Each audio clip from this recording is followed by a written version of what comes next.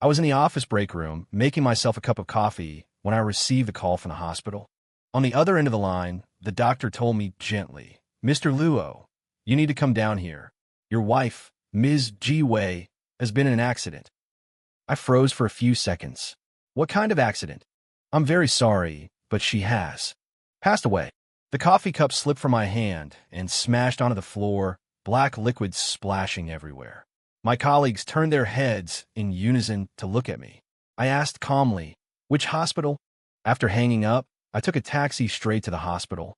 The whole way there, my mind was a blank slate. I didn't even have time to feel sad. How could Jiwei die so suddenly?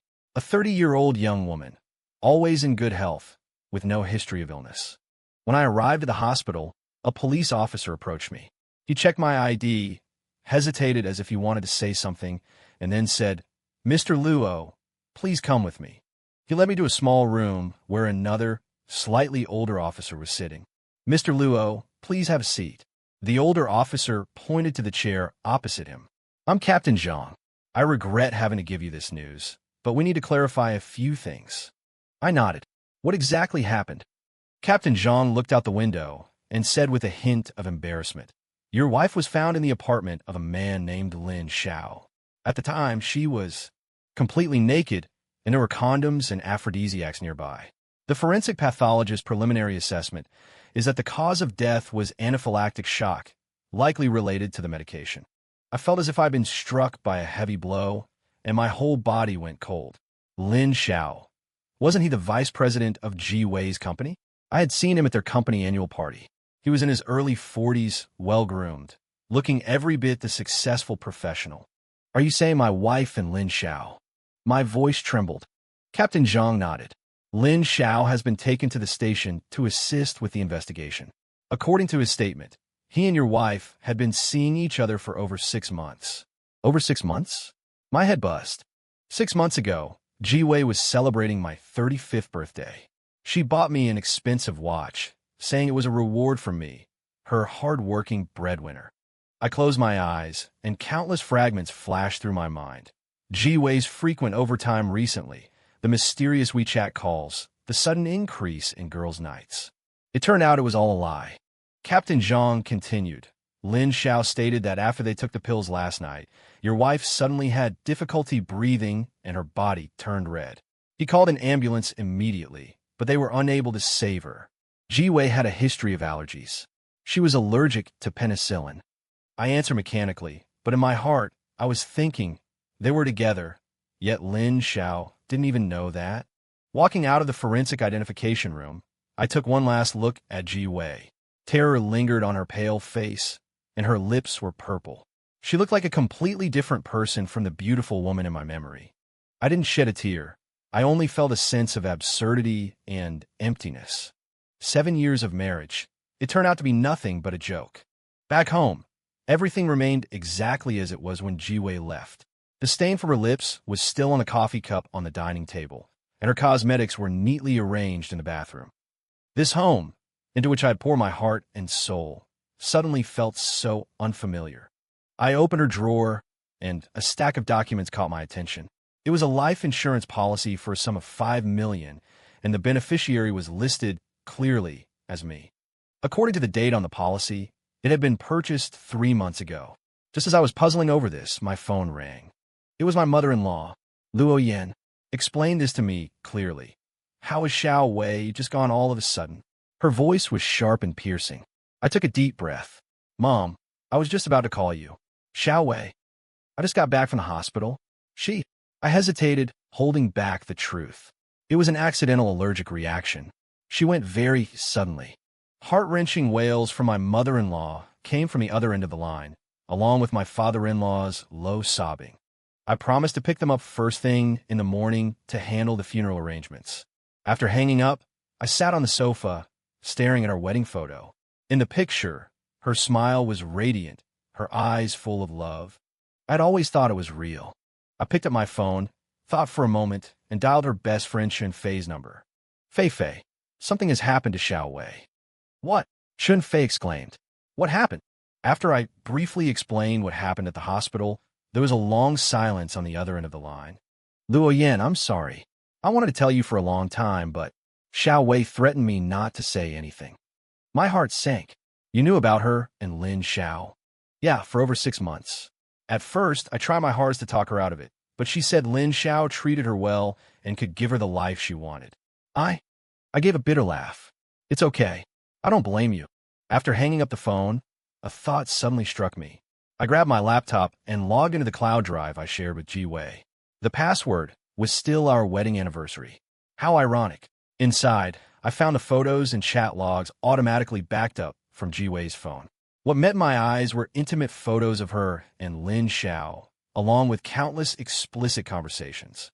Seeing how she belittled me in front of Lin Xiao, mocking me for being stiff, boring, and having no future, my heart grew colder by the second. My husband is on a business trip. I'm coming over tonight. All he knows is how to write code. He has zero skill in bed. Once I figure out how to transfer the house to my name, I'm divorcing him. Each message stabbed into my heart like a knife. I turned off the computer, walked to the balcony, and lit a cigarette. The city's nightscape unfolded before me, ablaze with lights. I used to think I was happy. A beautiful, virtuous wife, a decent job, and a warm home. Now it seemed all of it was just self-deception. I stubbed out my cigarette and decided to handle Ji Wei's funeral arrangements first. As for the rest, I gave a cold laugh. Let's take it slow. This farce was only just beginning. Ji Wei's memorial service was held at the city's largest funeral home. Per my in-laws' request, I arranged for everything to be dignified and grand. After all, in the eyes of outsiders, we were still a loving couple. At the front of the hall, Ji Wei smiled in her portrait, her eyes clear and bright. It was a photo from our trip last year, one I had carefully selected. No one knew that the night before this photo was taken, she had just gotten off the phone with Lin Xiao, lying to me that it was a colleague from work. My in-laws sat to one side of the hall, their faces haggard.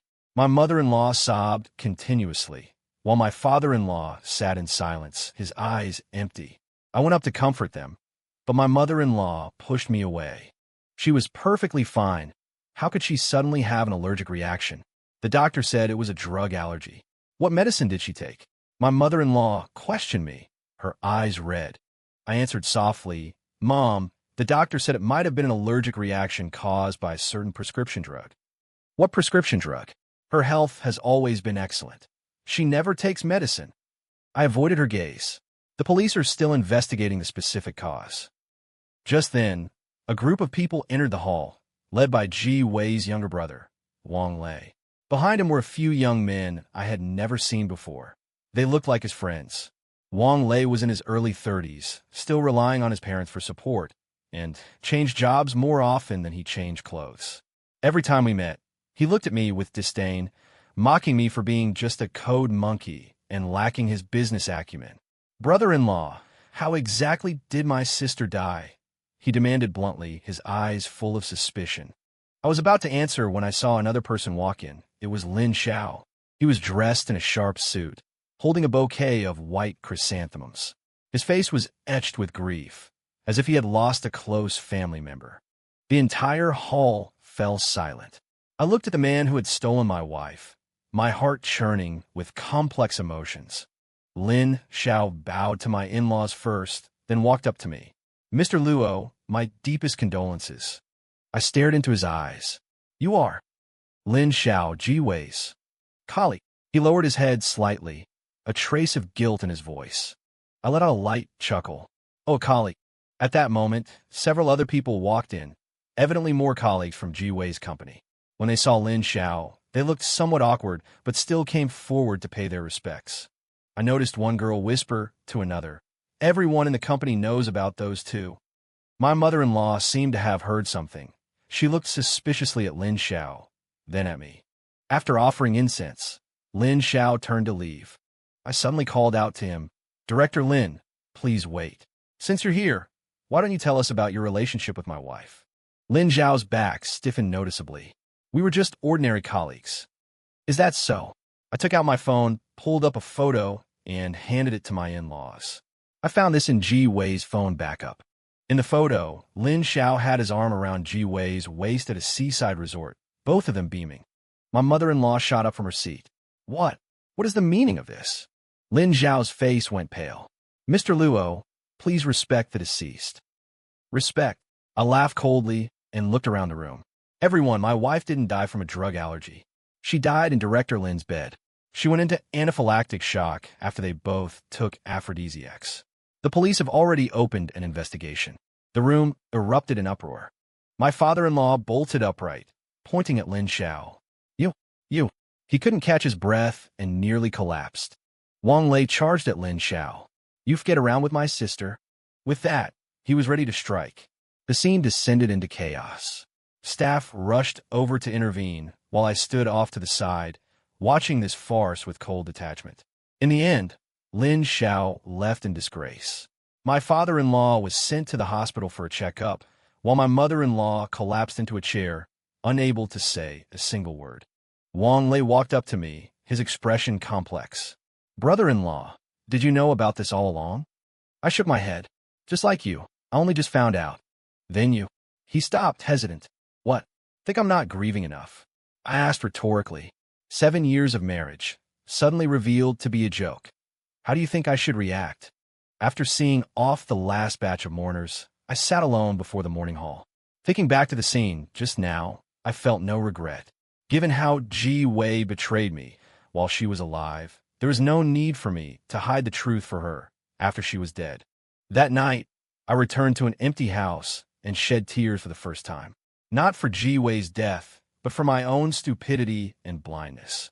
I had given my youth and my true heart to a woman who betrayed me, and now I had nothing. I turned on my computer and began organizing Ji Wei's digital legacy. While browsing her email, I found a confirmation letter from the bank, dated a month ago. The email mentioned a large transfer, 500,000 yuan, and the recipient was Wang Lei. I frowned and continued searching. Sure enough, over the past 6 months, Ji Wei had successively transferred nearly 2 million yuan to her parents and brother. This money should have been our marital property, yet she had quietly funneled it away.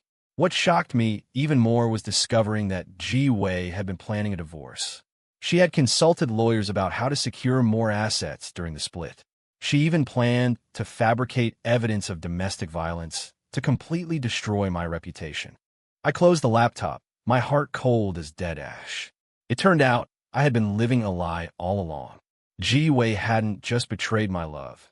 She was preparing to wring every last bit of value out of me. The ringing of my phone interrupted my thoughts. It was Chun Fei. Luo Yin, I heard about what happened at the wake today. Are you okay? I won't die. I laughed dryly. Do you want to come out and sit for a while? I'm worried about you being alone. No need. I want some peace and quiet. Hanging up the phone, I walked to the balcony and lit a cigarette. In the distance, the city lights looked like a galaxy, beautiful yet indifferent. Just like Ji Wei, glamorous on the surface, but cold and heartless inside. The next day, Ji Wei's ashes were interred at the cemetery. The ceremony was simple, attended only by family. My parents-in-law didn't speak to me the entire time, and Wang Lei looked at me with guarded eyes. Clearly, the events at the wake had created a rift between us. After the ceremony, my father-in-law pulled me aside. Luo Yin, now that Xiao Wei's affairs are handled, we need to talk. All right, what is it? I heard Xiao Wei had an insurance policy, and you're the beneficiary? My father-in-law got straight to the point. I froze internally. It seemed they already knew about the insurance. Yes, 5 million. She bought it 3 months ago. My mother-in-law cut in. That money should go to us. Xiao Wei was our daughter. It's only right that we handle that money. Looking at their greedy eyes, I sneered internally. Legally, I am the beneficiary. The insurance company will transfer it directly to my account. What do you mean by that? My mother-in-law raised her voice. Are you planning to keep it all for yourself? Keep it all? I asked back. That's an interesting choice of words. Wang Lei stepped forward. Brother-in-law, we're all family. What's wrong with sharing a little with mom and dad? Raising Xiao Wei wasn't easy for them. Looking at this family, I suddenly understood why Ji Wei had become the person she was. She simply took after her family. Selfish, greedy, and lacking any moral baseline. Yeah, family, I scoffed. Too bad Ji Wei already transferred nearly 2 million to you while she was alive. Did you forget to mention that to me? My father-in-law's expression changed. That was Xiao Wei's voluntary choice. I don't want to argue. I wave my hand. When the insurance payout arrives, I'll give you a portion. Right now, I want to be alone. With that, I turned and walked out of the cemetery. My mother-in-law's curses echoed behind me, but I turned a deaf ear. Back in the car, I dial my lawyer's number. Lawyer Zhang, I need you to look into something for me. If the deceased transferred marital assets before death, can the heir recover them? Generally speaking, yes, but it depends on the evidence and the amount. Also, I want to know, if I'm falsely accused of murder, how should I respond? On the other end of the line, the lawyer fell silent for a moment. Mr. Luo, are you in some kind of trouble? Not yet. I sneered, but it won't be long. Hanging up the phone, I started the car. The road ahead was long, but I could already see my path clearly. Ji Wei's death was just the beginning. Next, I would take back everything that belonged to me and make those who hurt me pay the price. This time, I wouldn't be soft-hearted again. The call from the insurance company came sooner than I expected. Mr. Luo, hello. Regarding the insurance claim for your wife, Ms. Ji Wei, we need you to come to the office to sign some documents. I replied in a low voice, no problem. Is tomorrow morning okay? Of course, we will have all the materials ready. Hanging up, I glanced at the calendar. It had been exactly 1 week since Ji Wei passed away. For this past week, I had been living like a walking corpse, working during the day and returning to that empty home at night, as if living in a dream. My colleagues looked at me with eyes full of sympathy, unaware of the truth about my wife's infidelity. In their eyes, I was just a pitiful widower who had lost his beloved wife at a young age. I politely declined all consolation and invitations, completely shutting myself away.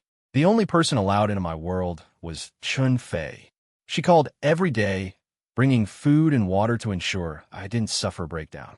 That evening, she came again, carrying 2 boxes of takeout. Eat something. You look thinner, she said softly, placing the food on the table. I forced a smile. Thanks, you've gone to too much trouble. What are you saying? We've been friends for years. Chun Fei was my college classmate, a year younger than me, now working as a financial director at a foreign firm. Before I met Ji Wei, she was my best friend. But later, Ji Wei kept claiming Chun Fei was interested in me and demanded I distance myself from her, so I gradually lost touch with her. The insurance company asked me to go sign papers tomorrow. The $5 million will be in the account soon, I said casually. Chun Fei paused for a moment. When did Ji Wei buy insurance? 3 months ago. 3 months ago. She stopped, looking like she wanted to say something. What is it? Nothing. She shook her head. By the way, I heard that Lin Xiao from Ji Wei's company has been suspended pending an investigation. Apparently, it's because of an inappropriate relationship with a subordinate. I sneered.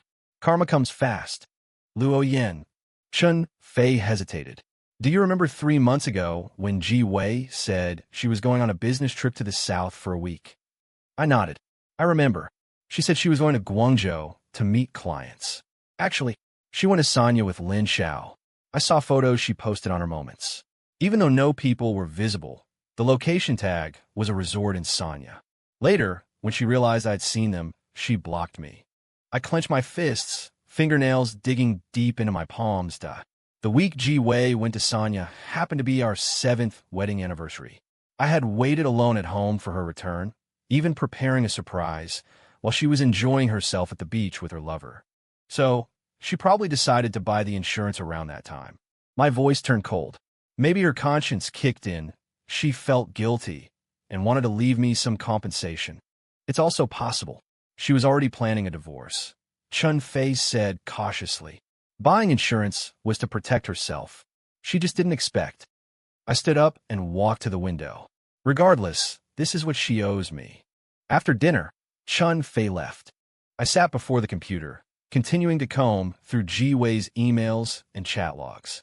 Within these digital traces, I discovered even more hidden secrets. Ji Wei hadn't just been carrying on with Lin Xiao behind my back. She had also embezzled funds from her company to trade stocks and buy luxury goods. She even planned to start a business with Lin Xiao using my investment funds.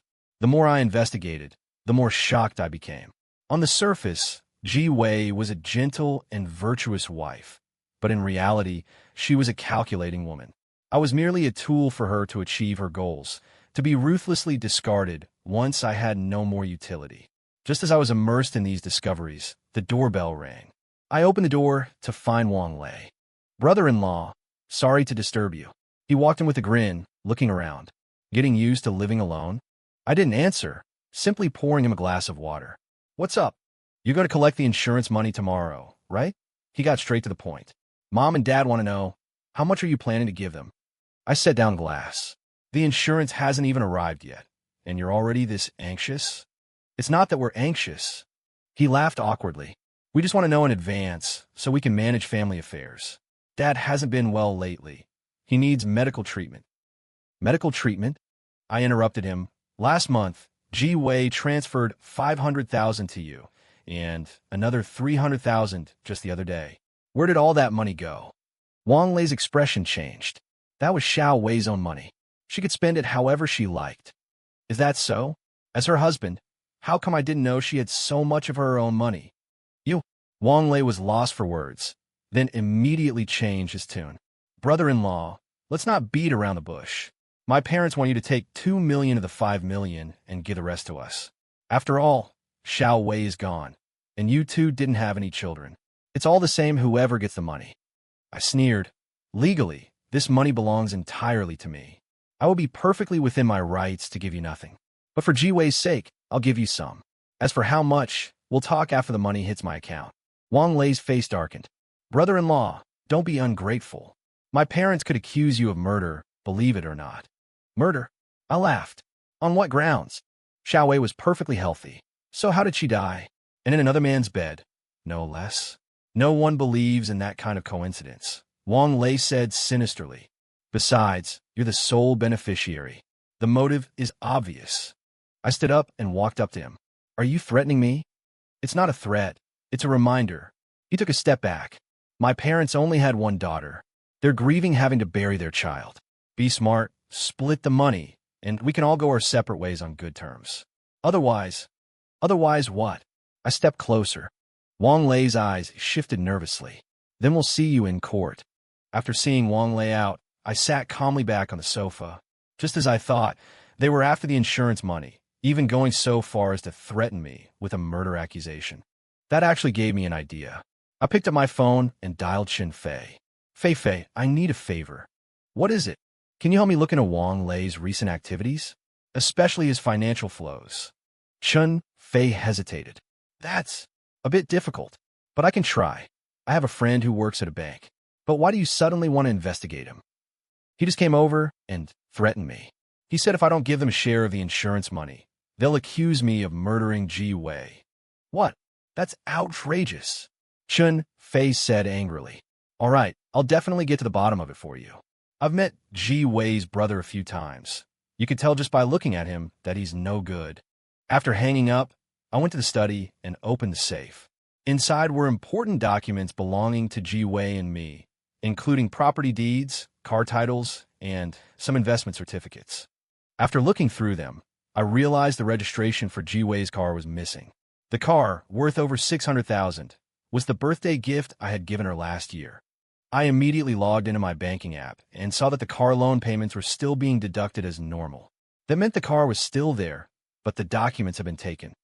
I called the DMV to ask if anyone had processed a transfer of ownership for the vehicle. I breathed a sigh of relief when I was told there had been no changes. It seemed that although Ji Wei had transferred a significant amount of cash, she hadn't had time to liquidate the major assets. Early the next morning, I arrived at the insurance company right on time. The claims specialist greeted me warmly and brought out a stack of documents for me to sign. "Mr. Luo, the approval process is complete. The 5 million will be transferred to your account within 3 business days." I nodded, carefully reading through each page before signing my name. Just as I was signing the last page, the door was suddenly pushed open, and my in-laws and Wang Lei stormed in aggressively. "Stop!" my mother-in-law screamed. "This man killed my daughter. He can't have the insurance money." The claims specialist was stunned. What is going on here?" My father-in-law stepped forward. "We have reason to suspect that he orchestrated my daughter's death. We have already reported it to the police." I stood up calmly. "Do you have evidence?" "Evidence?" My mother-in-law sneered. "You are the beneficiary. My daughter dies, and you get $5 million. Isn't the motive obvious enough? The claims specialist looked at us awkwardly. Well, if there is a suspicion of murder, we will need to suspend the claims process. That won't be necessary. I interrupted him, pulling a document from my bag. This is the police investigation report. It concludes that G. Wei died from an accidental allergic reaction involving no other parties. If anyone engages in malicious slander, I will take legal action. My father-in-law snatched the document, his expression turning sour. What's the matter? Afraid to admit you're here to commit extortion? I sneered. Ji Wei already gave you nearly $2 million while she was alive. I can let that go, but the insurance money is mine. Don't even think about getting your hands on it. My mother-in-law trembled with rage. You ingrate. If we hadn't married Xiao Wei to you, would you be where you are today? Yes, I really should thank you for marrying such a cheating daughter to me. I mocked. It was precisely because she was cheating that she died suddenly in her lover's bed. Consider this money compensation for my 7 years of wasted youth. Wang Lei stepped forward, looking like he was about to hit me. How dare you speak about my sister like that? I took a step back and looked at the insurance agent. There are surveillance cameras here, right? If he dares to lay a hand on me, I'll call the police immediately. The agent nodded hurriedly. Yes, we do. Everyone, please calm down. Finally, at the request of the insurance company's security guards, my father-in-law and his family slunk away in disgrace. I completed the final signatures, ensuring the insurance money would be deposited smoothly. Walking out of the insurance company, I took a deep breath. This was just the beginning. The real battle lay ahead. Ji Wei's betrayal had dealt me a heavy blow, but her family's greed and shamelessness had thoroughly ignited my desire for revenge. I was going to make them realize the price of betraying me. I wasn't surprised that Ji Wei's parents reported me to the police for murdering their daughter. I was in a meeting at the company when I received the call from the police. After the meeting, I drove directly to the station. Captain Zhang looked troubled when he saw me. Mr. Luo, I'm sorry to call you in again. Your in-laws insist that you were involved in Ji Wei's death, so we have to conduct a routine investigation. I nodded calmly. I understand. It's your duty. In the interrogation room, I detailed my whereabouts on the day of the incident. From saying goodbye to Ji Wei in the morning, to the meeting at the company in the afternoon, and finally receiving the call from the hospital in the evening, colleagues could corroborate every single time point. Mr. Luo, were you aware of your wife's infidelity beforehand? A young female officer asked. No, I shook my head. I always thought our relationship was good. According to our investigation, your wife recently transferred over 2 million yuan to her family. Were you aware of these funds? I smiled bitterly. I only found out recently as well. That was our joint property. She had no right to unilaterally dispose of such a large amount. What are your thoughts on this matter? Anger, but not enough to kill. I looked the officer in the eye. If I wanted revenge, I could simply divorce her and recover the assets through legal channels. What benefit would murder bring me? But you are the sole beneficiary of her insurance policy, amounting to 5 million yuan, Captain Zhang interjected. She bought that policy herself. I didn't know about it at the time.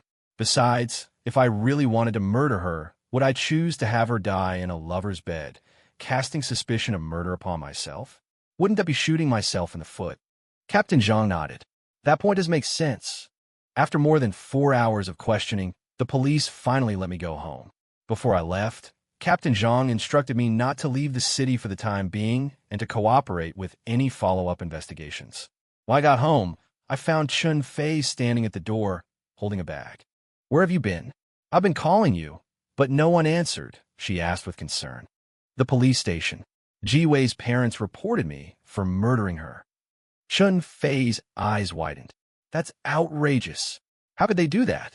Once inside, Chun Fei heated up the food she had brought and forced me to eat some. Watching her busy figure, warmth welled up in my heart. By the way, there are results regarding the thing you asked me to look into. Chun Fei lowered her voice. Wang Lei owes a massive amount of gambling debt, at least 800,000.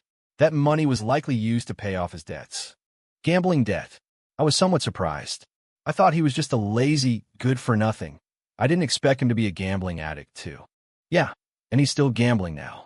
Most of the money Ji Wei gave him last time went straight into the casino. I looked thoughtful. That's a breakthrough. What are you planning to do? Chun Fei asked alertly. Nothing. Let's eat first. After dinner, Chun Fei left. I sat in front of the computer, recalling the discoveries of the past few days. After Ji Wei's death, it was as if I had opened Pandora's box, revealing the true faces of her and her family. All of this left me feeling incredibly exhausted and furious. 3 days later, the insurance money arrived on schedule. I immediately transferred $1 million to another account, just in case. I didn't touch the rest of the money for the time being. That evening, my father-in-law called. Luo Yin, the insurance money has arrived, hasn't it? He asked, getting straight to the point. Yes, it's here. So, when will you get it to us? I sneered. Give you what? Don't play dumb. My father-in-law raised his voice. The $3 million we demanded. Why on earth should I give it to you? You. My father-in-law was choked with anger. Don't forget, the police are still investigating you. Whatever. I was dismissive. You have absolutely no evidence proving I killed Ji Wei. On the contrary, I could actually sue you for defamation and extortion. You refuse to do this the easy way, my father-in-law threatened. Don't think this is over. Fine, I'll be waiting. I hung up the phone and gave a cold laugh. The next day, I took the day off and met with a lawyer. Lawyer Zhang, I want to sue my late wife's parents and younger brother to recover the marital assets she transferred before her death. The lawyer pushed up his glasses. Do you have evidence proving it was marital property? I have bank statements and transfer records. The money was all transferred out of our joint account without my consent. What is the amount? Nearly $2 million. The lawyer nodded. We can sue, but be prepared for a long battle. These types of lawsuits are usually quite tricky. I'm in no rush. I just want to teach them a lesson, I said coldly. Additionally, I also want to sue for emotional distress caused by the illicit relationship between Lin Xiao and Ji Wei. That is more difficult. It requires solid evidence. I have plenty of evidence. I took a USB drive out of my bag. This contains their chat logs, photos, and videos, enough to prove their relationship. The lawyer took the USB drive. Then there's no problem. I will prepare the legal documents, and we can file the case soon. Leaving the law firm, I took a taxi straight to a private detective agency. Chun Fei had introduced it to me, saying it was very reliable. Mr. Luo, what services do you require? Detective Wang was a middle-aged man in his 40s with sharp eyes. I need to monitor someone's activities, specifically his gambling habits. That can be done, but there are certain risks. I just want to collect evidence. I won't do anything illegal, I explained. This person owes me a lot of money, and I need to prove that he has the ability to repay, but is refusing to do so. Understood. Mr. Wang nodded. How long do you need? 1 week is enough. Here is the deposit, 10,000. Leaving the detective agency, I went straight to a beauty salon Ji Wei used to frequent. After Ji Wei died, I discovered she spent money here almost every week, a significant amount. Hello, how may I help you? The receptionist asked with a smile. I am Ji Wei's husband. She opened a membership card here a while ago. Oh, Ms. Ji. The receptionist's eyes dimmed. We heard about what happened to her. It's truly a pity. She was our Diamond member and came every week. Diamond member? I raised an eyebrow. How much does that cost? The initiation fee is 100,000, and then you get a 20% discount on every visit. I nodded, calculating in my mind the money Ji Wei had spent here. If she came once a week, spending at least a few thousand each time, that would be over 100,000 a year. And this was just the tip of the iceberg. Does her membership card still have a balance? The receptionist checked and answered, yes, there's 38,000 remaining. Can it be refunded? Yes, but it requires the person herself. She has passed away. I took out the death certificate and marriage certificate. Are these enough? The receptionist looked at them with some difficulty. I need to ask the manager. Half an hour later, I got the refund. 38,000 wasn't much, but it was just the beginning. I planned to cancel all the prepaid cards and membership cards in Ji Wei's name and take back every penny. Back at home, I started making an inventory of Ji Wei's belongings. Her clothes, bags, and jewelry added up to a significant value. I decided to sell them all, keeping nothing. Just as I was organizing, the doorbell rang. I opened the door to see Wang Lei. Brother-in-law, let's talk. He didn't look too good. I let him in, but didn't offer any hospitality. Spit it out. I heard you sued us. He cut straight to the chase. News travels fast. Is this really necessary? Wang Lei forced a smile. We're all family. Is there anything we can't sit down and discuss? I tried that, but you all only seem interested in my money. Wang Lei sighed. Brother-in-law, I admit that we were too emotional a while ago. But think about it. Xiao Wei was our daughter and sister. After all, we couldn't accept that she was just gone. So you framed me for killing her? That was just my parents having a momentary lapse in judgment. Enough. I interrupted him. I'll give you two choices. First, you return all the money Ji Wei transferred to you, and I'll drop the lawsuit. Second, we see each other in court, and you won't keep a single cent. Wang Lei's expression darkened uncertainly. That money is already mostly gone. Gambling debts. I sneered. He jerked his head up. You investigated me? I didn't need to investigate. Your business is known by everyone in the casino. The money Ji Wei gave you all went into the boss's pockets, didn't it? Wang Lei gritted his teeth. Don't go too far. You're the ones who went too far. I walked to the door and gestured for him to leave. If there's nothing else, please show yourself out. By the way, tell your parents I won't give them a penny. If they want money, I'll see them in court. Before leaving, Wang Lei said hatefully, Luo Yin, you will regret this. I sneered but said nothing. After sending him off, I called Chen Fei. Fei, I have a huge favor to ask. What is it? Tell me. Can you lend me 500,000? Just for a few days. I'll pay you back as soon as the insurance money comes through. Chen Fei didn't hesitate. No problem. I'll transfer it to you now. But what do you need so much money for? I want to bait Wang Lei. I briefly explained my plan. Isn't that a bit dangerous? Chen Fei asked worriedly. Don't worry, I know what I'm doing. That night, I received the 500,000 from Chen Fei. According to the information Chen Fei provided, the casino Wang Lei frequently visited was located in a high-end suburban residential complex. On the surface, it was a card room, but in reality, it ran various gambling operations. The next day, I put my plan into action. I had a private investigator follow Wang Lei. Once it was confirmed that he was going to the casino, I dressed up and headed there as well. Sir, is this your first time here? The receptionist at the door asked warmly. I nodded. A friend introduced me. He said the environment here was nice. Indeed. What game would you like to play? Texas Hold'em. Where are the blinds? Starts at 1 or 200, but there are also high-stakes areas, depending on your mood. I bought 1,000,000 in chips and chose a seat at a table next to Wang Lei's. He was completely focused on his game and didn't notice me. The game began. I deliberately lost a few small hands, and then, during one hand, I faced off against Wang Lei. He was on a winning streak, and after taking several pots in a row, he was clearly getting carried away. Raise 50-0-0-0. I calmly pushed my chips forward. Wang Lei glanced at me. I seemed somewhat familiar, but he didn't pay it much mind. Call. In the end, I deliberately lost to him, letting him win nearly 100-0-0-0. Nice luck you have there. I stood up and walked to the bar. He followed triumphantly. It's all luck. Looking closer, he finally recognized me. Brother, Mr. Luo? I smiled. What? Afraid to recognize me? How come you're here? He asked warily. Relax, I'm just here to play. I swallowed my wine glass. Didn't expect to run into you here. You aren't here to stalk me, are you? Stalk you? I scoffed. Do I have that kind of free time? I came here purely to clear my head. I've been in a bad mood lately and wanted some excitement. Wang Lei looked skeptical. You don't look like a gambler. Looks can be deceiving. I shrugged. Besides, who doesn't have secrets? Wasn't Ji Wei one way in public and another in private when she was alive? At the mention of Ji Wei, Wang Lei's expression became subtle. You still hate her? No.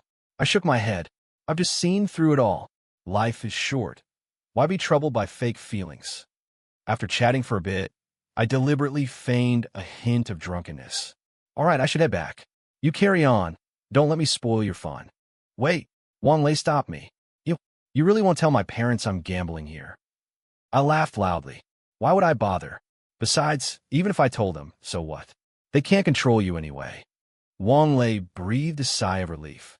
After hesitating for a moment, he said, That lawsuit, are you really going to pursue it to the end? That depends on your sincerity. I looked at him meaningfully. I could have gone after you all, but now. I think we might be able to settle this privately. Settle it how? Wang Lei's eyes flickered. This isn't the place to talk. Let's arrange a time to meet and discuss the details. With that, I left the casino. Getting into the car, I called the private investigator. Did you capture it? I got everything. Both video and audio are crystal clear. Good. Keep following him. See where else he goes. Back home, I calmly analyzed the situation. Wang Lei's gambling addiction was a point of leverage, but it wasn't enough. I needed more evidence and a more meticulous plan. Ji Wei's betrayal before her death, coupled with her family's greed, had revealed the ugly side of human nature to me. And this time, I decided to retaliate in kind. A silent war had already begun. The next morning, I received a text from Wang Lei. Brother-in-law, do you have time? Let's talk. I'll come alone.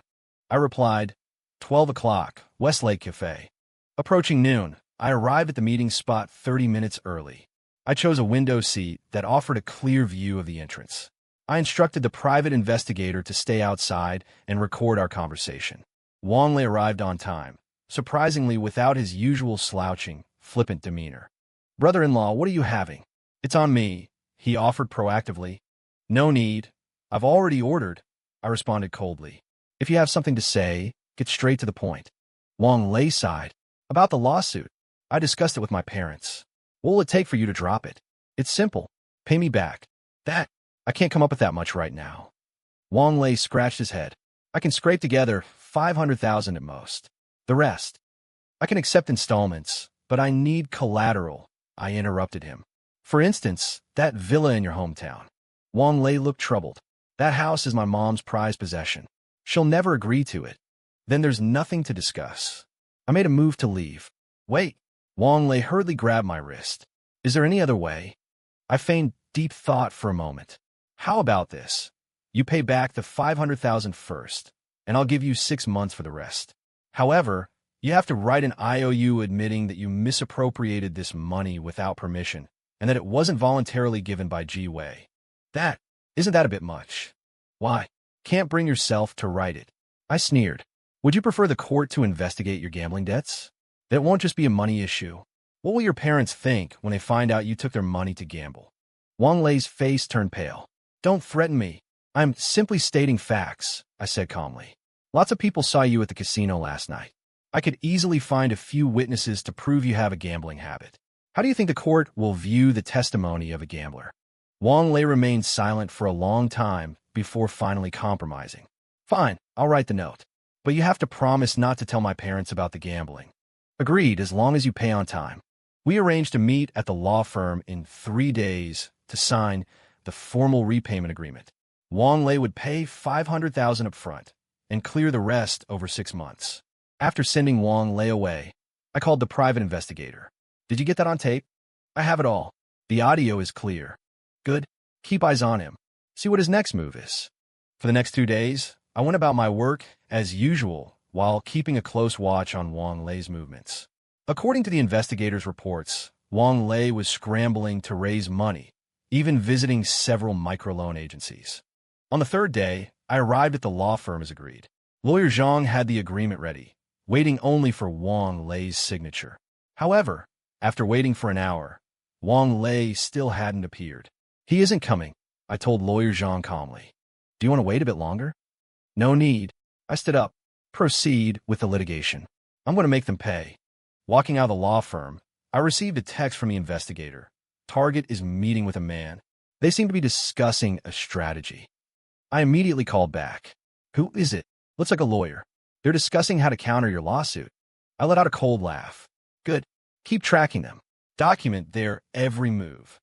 Back home, I began compiling the evidence. The backup photos from Ji Wei's phone, chat logs, bank transfer records, and the video evidence of Wang Lei gambling were all categorized and saved. These would be my potent weapons in court. Just as I was busy working, the doorbell rang. I opened the door to find Chen Fei. What brings you here today? I asked, somewhat surprised. Worried about you. She was holding takeout. I heard Wang Lei stood you up. News travels fast. Didn't you tell me that yourself? Chen Fei smiled. They've made a move. Ji Wei's parents went to Lin Zhao's company today and caused a scene, demanding he take responsibility. Take responsibility? I raised an eyebrow. How exactly? I don't know the specifics, but I heard it got ugly. Chun Fei set down her food. Lin Xiao has been suspended pending an investigation. His reputation is ruined, and he'll likely lose his job. I sneered. He brought it on himself. By the way, there's more news. Chun Fei hesitated for a moment. The police traced the last call Ji Wei made to Lin Xiao before she died. She mentioned the divorce. That's not surprising. I already found emails in her inbox where she was consulting a lawyer. No, the point isn't the divorce. Chun Fei spoke seriously. She mentioned insurance. She said, the insurance is about to expire. Don't worry, if he finds out anything, we still have a way out. My heart jolted. Expire? What does that mean? I don't know, but it sounds suspicious, doesn't it? I thought for a moment. She bought term life insurance. Theoretically, there shouldn't be any talk of it expiring soon, unless... Unless what? Unless she wasn't referring to the insurance itself, but to the deadline of a specific plan. My gaze sharpened. I need to check her emails and call records. After dinner, Chun Fei and I went through the digital traces Ji Wei had left behind. In her cloud drive, we found an encrypted folder. It needs a password. I frowned. Try her birthday? After several common passwords failed, Chun Fei suddenly said, try Lin Xiao's birthday? This time, the folder opened. Inside were several photos and a document. The photos showed Ji Wei and Lin Xiao posing intimately in various settings. Some of the images were enough to make one blush. The document, however, was a detailed Ji Wei separation plan. My God! Chun Fei gasped. She actually planned this for so long. The document detailed exactly how Ji Wei intended to maximize her gains during the divorce, including transferring assets, fabricating evidence of domestic violence, and even considering suing for divorce on the grounds of my infidelity. Even more shocking was her plan to marry Lin Xiao immediately after the divorce and start a business with him, using my investment funds. She was just terrifying, Chun Fei said in disbelief after reading it. I calmly closed the file. Now do you understand why she bought that insurance? Why? Just in case I discovered her plan and did something extreme. I gave a bitter laugh. She calculated everything, but she didn't count on dying in her lover's bed. Luo Yin. Chun Fei held my hand. Don't dwell on it. She's paid the price. I'm not missing her. I shook my head. I'm wondering if this evidence is enough for me to win the lawsuit. Of course it is. Chun Fei said firmly. With this, the judge will definitely stand on your side. Early the next morning, I handed the newly discovered evidence to Lawyer Zhang. After reading it, his eyes went wide. Mr. Luo, with this, we can almost guarantee a win. But are you sure you want to make this public? This will destroy Ji Wei's reputation. What does her reputation have to do with me? I interrupted coldly. She didn't consider my feelings when she was alive. So why should I protect her now that she's dead? Understand. Lawyer Zhang nodded. I will amend the complaint and include this new evidence. Leaving the law firm, I went straight to the police station. Captain Zhang looked surprised to see me. Mr. Luo, is something wrong? I have new evidence proving I had nothing to do with Ji Wei's death. I handed over the USB drive. This is a plan Ji Wei made while she was alive. She intended to divorce me and drain my assets. If anyone had a motive to kill her, it would be Lin Xiao, not me. Captain Zhang took the drive. I'll take a look, but our current investigation shows she definitely died of anaphylactic shock. No foul play involved. That's good. I breathed a sigh of relief. I just don't want to carry the burden of baseless suspicion.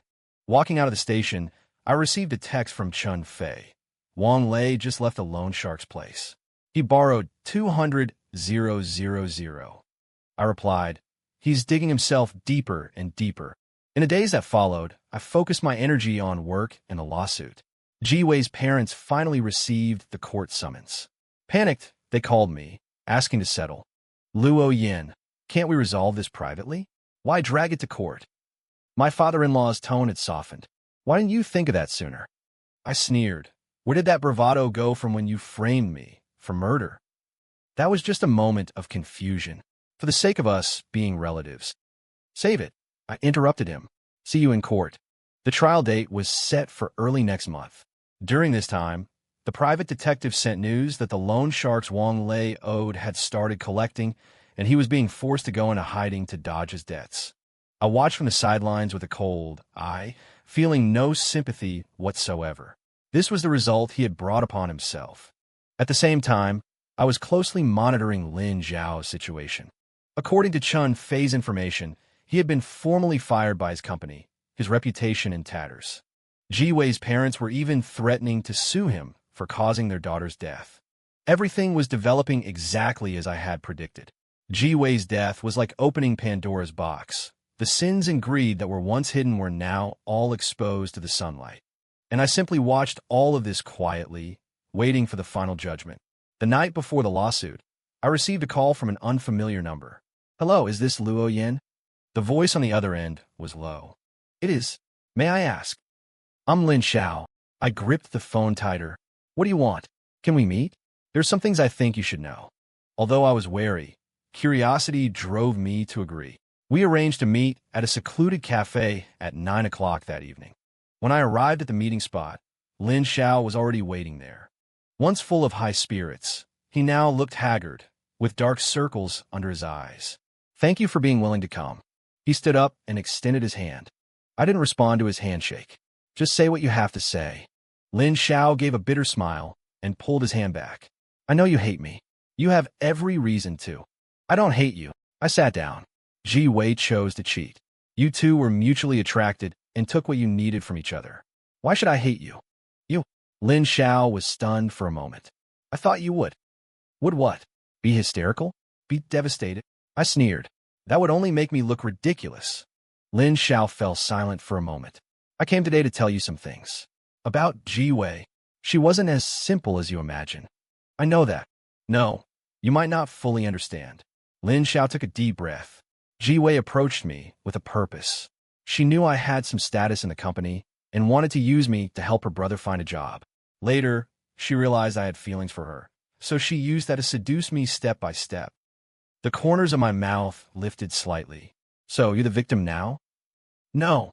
Lin Xiao shook his head. "I'm not making excuses for myself. I just want to tell you that Ji Wei was very calculating. She knew how to make men obey her every word.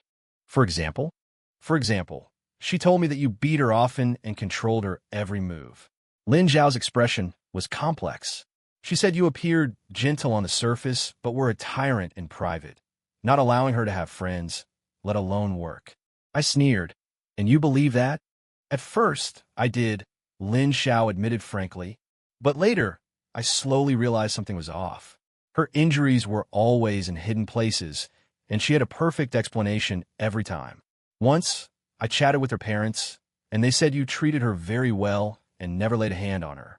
I started to doubt her words. And so I started paying attention to her other words and actions.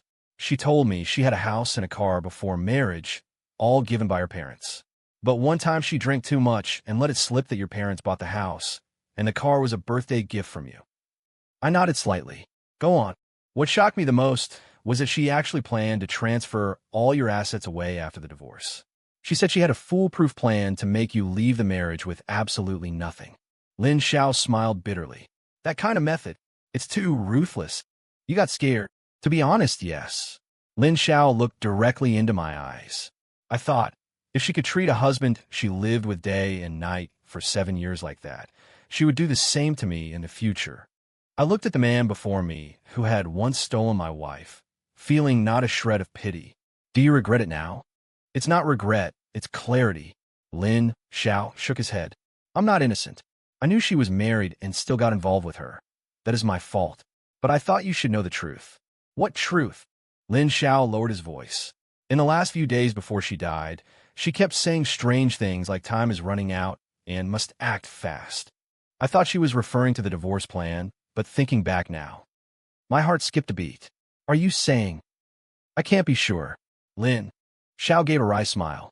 "But she was emotionally unstable. Sometimes she'd go crazy wanting me to take pills, wanting to get high together. That night, actually, she initiated taking those pills. Even knowing she had a history of allergies, she still—" "Are you implying she had suicidal tendencies?" My expression shifted slightly. "I don't know." Lin Xiao shook his head. "I just feel that some things were too suspicious. She bought insurance, transferred assets, and frequently mentioned a plan and a deadline. It was as if she was preparing for something. I fell into deep thought. Ji Wei's death was indeed full of questionable points, but I had always assumed it was just an accident. Anyway, she's gone. Lin Xiao stood up. I came today just to let you know that you weren't the only one deceived. Ji Wei, she had many sides. Maybe no one ever saw her true colors. Including herself, I said flatly. By the way, Lin Xiao took out a USB drive. Here are some recordings of my calls with her, as well as backups of some chat logs. If they're useful to you, you can keep them. I took the drive. Why give me these? Consider it atonement. Lin Xiao smiled bitterly. I regret getting involved in your marriage. That day at the funeral, seeing the look in your eyes, I knew what a terrible thing I had done. After seeing Lin Xiao off, I sat alone in the cafe, pondering his words. The truth is often more complex than we imagine.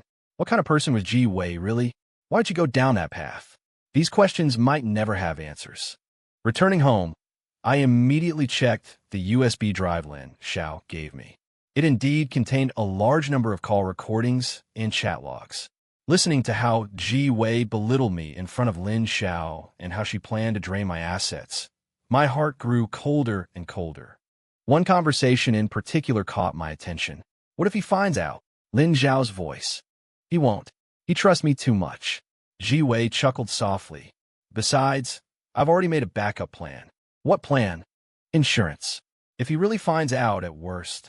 Anyway, the money has already been transferred out, enough for us to start over. You're scaring me, talking like that. Don't be silly, it's just in case.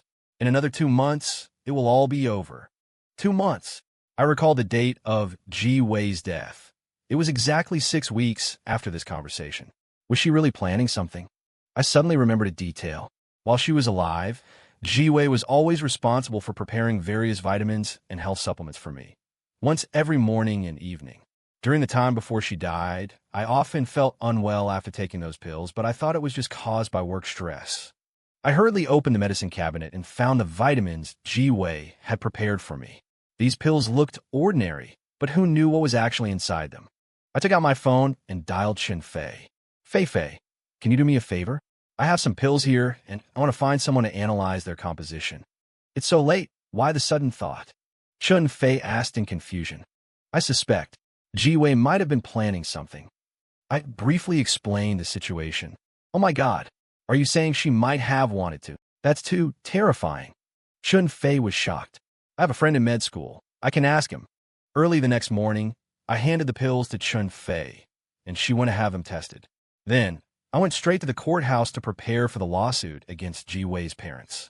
In the courtroom, Ji Wei's parents and Wang Lei were already waiting, their lawyer standing beside them. Seeing me walk in, my mother-in-law immediately showed an expression of disgust. Plaintiff, please state your claims. The judge got straight to the point. My lawyer stepped forward and methodically stated my demands. To recover the joint marital assets transferred by Ji Wei, approximately 2 million yuan. How does the defendant respond to this? The judge looked at Ji Wei's parents. Their lawyer stood up. We believe that this money was Ms. Ji Wei's personal property, and she had the right to dispose of it freely. The plaintiff has provided no evidence proving these are joint marital assets. My lawyer smiled and took out a stack of documents. Your Honor, here are bank statements proving that all this money came from the joint account of the plaintiff and Ji Wei. According to the law, this undoubtedly belongs to joint marital property. Furthermore, the lawyer continued, we also have evidence showing that the defendants knew the source of this money but deliberately concealed it to deceive the plaintiff. Here is video evidence of Mr. Wang Lei gambling at a casino, as well as a recording of him admitting to using this money to pay off gambling debts. The courtroom erupted in commotion. My parents-in-law stared at Wang Lei in shock, while his face turned deathly pale, not daring to meet their gaze. Your Honor, we strongly object. The opposing counsel leaped to his feet. The provenance of this evidence is unclear. It may have been obtained illegally. The source of the evidence is entirely lawful, my lawyer responded calmly. These videos were filmed in public locations, and the audio recordings were made with the knowledge of the parties involved. The judge reviewed the evidence and nodded. The evidence is preliminarily ruled admissible. Does the defense have any other arguments? Ji-Wei's parents' lawyers scrambled to flip through his files, clearly ill-prepared for such a situation. At that moment, the courtroom doors were pushed open. A police officer walked in, went straight to the judge, and handed him a document. After reading it, the judge looked up at me. "Mr. Luo, the police have requested a recess. There is new evidence that requires verification." I nodded, though my heart was pounding with unease. What was going on? After the court adjourned, Captain Zhang was waiting for me outside. "Mr. Luo, we need your assistance with an investigation." His expression was grim. "What happened?" "We received an anonymous tip claiming that Ji-Wei's death might not have been an accident." Captain Zhang lowered his voice. The informant provided recordings and chat logs suggesting that Ji-Wei might have been plotting to harm you. I was jolted. "What?" "We are currently verifying the authenticity of these materials," Captain Zhang said. At the same time, the medical examiner re-examined the scene of Ji-Wei's death and the autopsy report, discovering details that were previously overlooked. Her anaphylactic shock might not have been solely due to a drug overdose. It's possible it was premeditated. "Are you saying she committed suicide or something more complex?" Captain Zhang looked at me significantly. "We need you to provide more information, specifically regarding any unusual behavior Ji-Wei showed recently." Just then my phone rang. It was Chun Fei. "Luo Yin, the toxicology results are out." Her voice trembled. "They found trace amounts of a specific cardiac suppressant. Long-term use leads to weakened heart function." I gripped the phone tightly, a chill shooting from the soles of my feet to the top of my head. Could it be? Was Ji-Wei really planning to murder me? And was her accidental death merely the result of a plan gone awry? The terrifying thought made me shudder. Back at the police station, I detailed the situation to Captain Zhang, including the suspicious pills I had found and the recordings Lin Xiao had provided. "That's insane." Captain Zhang shook his head after listening. "If this checks out, then Ji-Wei's death was no simple accident." "What do you think it is?" "As of now, there are two possibilities," Captain Zhang mused. "One is that she was indeed planning to harm you, but the plan backfired. The other is she and Lin Xiao planned this together, but in the end, Ji-Wei became the sacrifice." "Lin Xiao." I frowned. "What motive would he have?" "Money. Or rather, your money," Captain Zhang explained. "If you died, Ji-Wei, as your wife, would inherit your estate. Then the two of them could be together openly and legitimately. But Ji-Wei is dead." "Yes, that is the strange part." Captain Zhang paused and thought. "We need to reinvestigate Lin Xiao. His testimony might be flawed." Leaving the station, my mind was in turmoil. If Ji-Wei had really planned to murder me, everything became much more complicated. I wasn't just a cuckolded husband. I was a lucky survivor of a murder plot. I returned home to find Chun Fei already waiting at the door. "Luo Yin, are you okay?" she asked with concern. "Not really." I smiled bitterly. "I feel like the whole world has turned upside down." Inside, Chun Fei brewed some tea and listened quietly as I recounted my experience at the station. "Do you think Lin Xiao was involved in the murder plot?" she asked. "It's hard to say." I speculated. If he was involved, why would he give me those recordings? That would be incriminating himself. Maybe it was a smokescreen? Chun Fei guessed. To make you think he was innocent, while actually he was pulling the strings. It's possible. I sighed.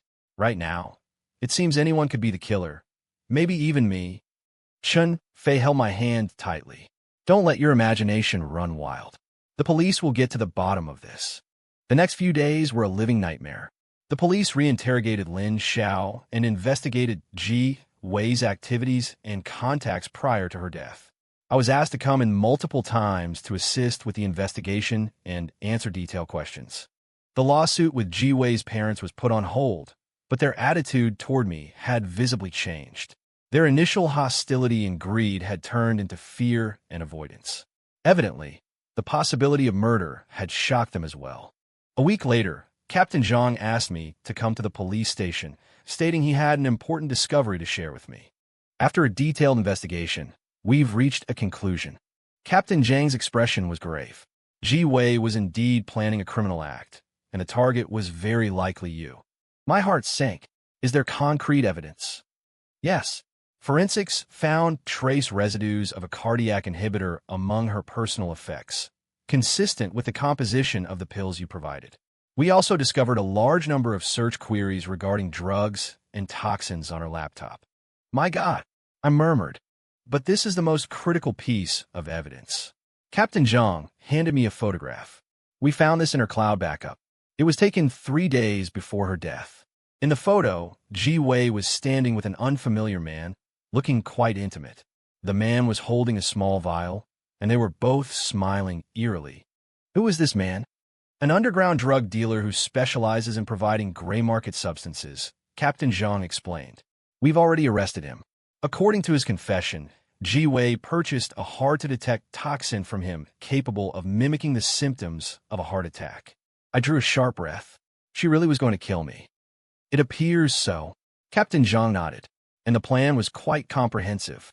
She first administered cardiac inhibitors over a long period to weaken your heart function, intending to administer the toxin at a specific moment to disguise it as a natural death. What about Lin Xiao? Was he involved? Current evidence suggests he knew part of it, but not the whole picture, Captain Zhang said. Ji Wei had hinted at a plan to deal with you, but didn't explicitly mention murder. Lin Xiao claims he thought it was just some sort of divorce strategy. Then why did she die? That is the most ironic part of the entire case. Captain Zhang gave a wry smile. According to our investigation, before being intimate with Lin Xiao, Ji Wei took a mixture of stimulants and aphrodisiacs. This mixture happened to trigger a fatal interaction with the trace cardiac inhibitors remaining in her system, leading to acute anaphylactic shock. So that means, yes, she was killed by the very drug she had prepared to kill you with. Captain Zhang concluded.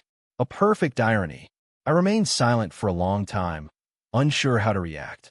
The woman I had once loved so deeply was actually plotting my murder, and her death felt like some sort of cosmic justice. What happens now? I finally asked. The case will be closed and ruled as an accidental death, but her criminal intent will be on record, Captain Zhang said. As for Lin Xiao, he failed to report what he knew and may face some legal consequences. Leaving the station, I walked aimlessly down the street. A light rain began to fall, the drops landing on my face, biting and cold. Once I thought I understood Ji Wei, thought our marriage was real. Now, it seemed everything was just an illusion. I dialed Chen Fei's number and told her everything. My God, Luo Yin, I can't believe it. Her voice was filled with shock. It's just like something out of a movie. Stranger than a movie. I gave a bitter laugh. I don't even know if I should hate her or pity her right now. You can do both, Chen Fei said gently. Hate her deception and betrayal, and pity her lost way and her end. Thank you, Fei Fei. I took a deep breath. I'm grateful to have had you by my side through all of this. I'm always here. She spoke softly. No matter what happens, I will support you. After hanging up, I decided to go to one place, Ji Wei's grave. Standing before her tombstone, 100 different emotions swirled within me. Past love, present anger, and a trace of inexplicable pity were all entangled together. Ji Wei, I said softly, I don't know what turned you into that kind of person. Perhaps it was my neglect, perhaps it was the greed in your heart, or perhaps it was both. But regardless, our marriage is over, ended in a way no one could have imagined. The rain fell harder, soaking me to the bone. Yet, I felt an unprecedented sense of relief. Goodbye, Ji Wei. I hope you find peace in the next world. Having said my piece, I turned and walked away without looking back. Back home, I called Attorney Zhang and told him to proceed with the lawsuit against Ji Wei's parents. Regardless of what had happened, the assets that had been transferred away should be returned to me. When the court reconvened, the atmosphere was markedly different. Ji Wei's parents looked dazed, while Wang Lei wore a look of sheer terror. Clearly, the results of the police investigation had reached their ears. Given the new evidence and circumstances, is the defendant willing to settle? The judge asked. The lawyer representing Ji Wei's parents nodded. Yes, we are willing to return the full amount requested by the plaintiff and cover all legal fees. Just like that, the dispute that had lasted for months ended in my complete victory. Walking out of the courthouse, the sun was shining brightly. I took a deep breath, feeling a weight lift off my shoulders. Although Ji Wei's betrayal and murder plot had caused me immense pain, They also allowed me to see many things clearly. The complexity of human nature, the fragility of love, and the preciousness of life. I took out my phone and dialed Chun Fei's number. Fei, are you free? I'd like to treat you to a meal to properly thank you for all your help recently. Of course I'm free, she replied cheerfully. Where should we meet? That Japanese restaurant by West Lake. 7 o'clock. Okay, I'll be there on time. Hanging up the phone, I smiled faintly. Life must go on, and I was ready to embrace a fresh start. After the dust settled on the G-Way incident, my life gradually returned to calm. At work, I was promoted to software architect. In my personal life, I sold the apartment I had lived in for 7 years and moved to a new place, far away from the past. My relationship with Chun Fei also became more intimate without me realizing it. At first, it was just occasional dinners and weekend movies, but later it became a habit to meet almost every day. Her gentleness and understanding helped me gradually step out of the shadows and believe in the possibility of love again. Luo Yin, have you ever thought about starting over? Chun Fei suddenly asked me one weekend afternoon. We were sitting on the balcony of my new home, the soft sunlight washing over us. Do you mean romantically? She nodded, her eyes averting slightly. To be honest, I'm hesitant, I admitted. What happened with Ji Wei left a shadow. I'm not sure if I can fully commit to a relationship again.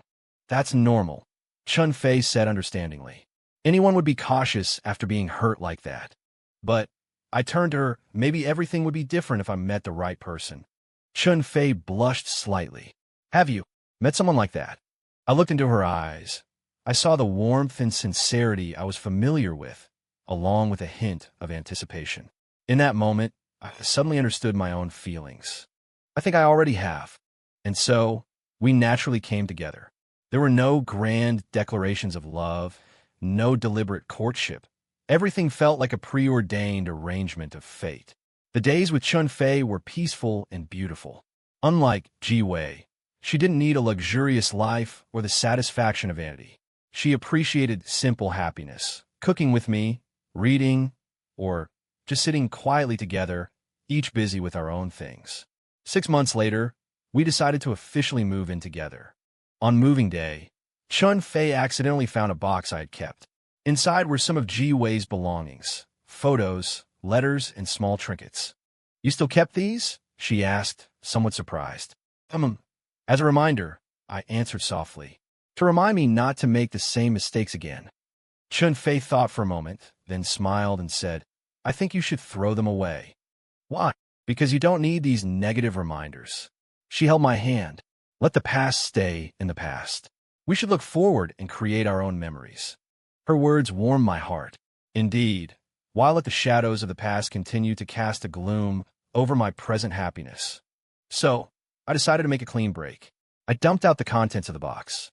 After examining them one by one, I only kept a few photos taken with family and friends at our wedding and threw the rest into the trash.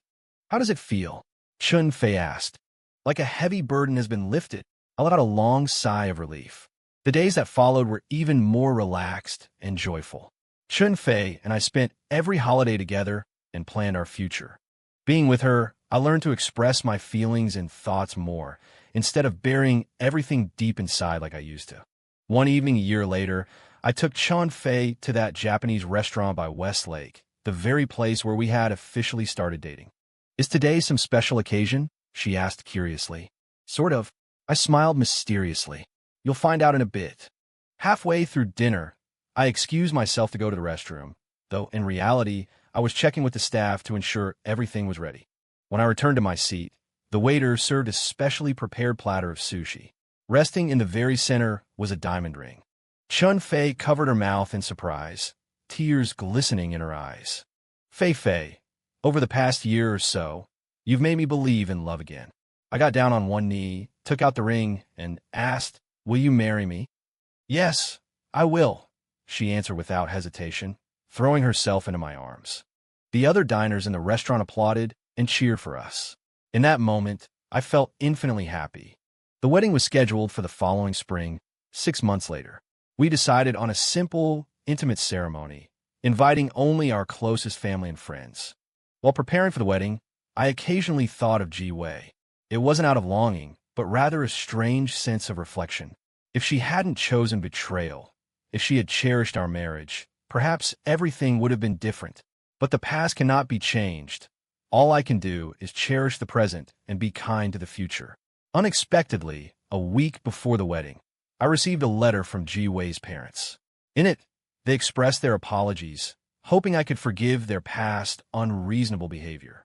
At the end of the letter, they wished Chun Fei and me a happy life. "Will you write back?" Chun Fei asked. I thought for a moment.